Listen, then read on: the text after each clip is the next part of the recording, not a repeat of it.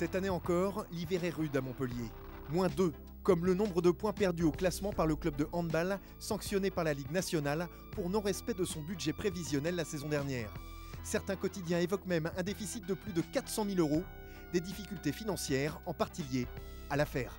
Je vous rappelle que la saison 2012-2013 a été une saison extrêmement compliquée de par l'affaire des paris qui est survenue le 25 septembre, donc au début de la saison. Il faut être honnête, 50% de nos problèmes économiques viennent effectivement des paris, de l'affaire dite des paris. Et puis après, il y a 50% qui proviennent d'erreurs humaines et certainement de négligence. Conscient des difficultés rencontrées, le club a accepté la sanction, faisant pratiquement une croix sur le titre de champion cette saison. Mais il en faut plus pour décourager les Blue Fox, les fidèles supporters. On est toujours là. Et plus on en prend, plus on est là. Je viens d'apprendre que William Macombré va peut-être partir. C'est une grande figure du club et on espère que le budget fera en sorte qu'il restera. Malheureusement pour cette demoiselle, le départ de William Macombré en fin de saison semble déjà acté. Pourtant l'international, chouchou du public avec Michael Guigou, se voyait sans doute faire toute sa carrière à Montpellier sans ses problèmes financiers.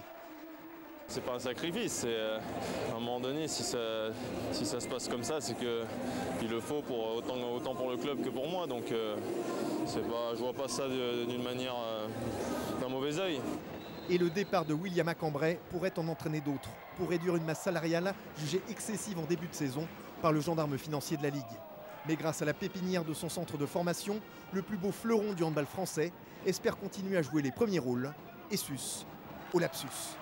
Mais je peux vous rassurer sur le fait que Montpellier sera toujours présent l'année prochaine avec une belle équipe et avec de belles ambitions. L'objectif, je le répète encore une fois, moi entraîneur, Patrice Canaille entraîneur, mon plus grand désir, mon plus grand souhait, c'est de conserver cette équipe dans sa totalité et éventuellement de recruter un bon joueur pour compléter ce groupe.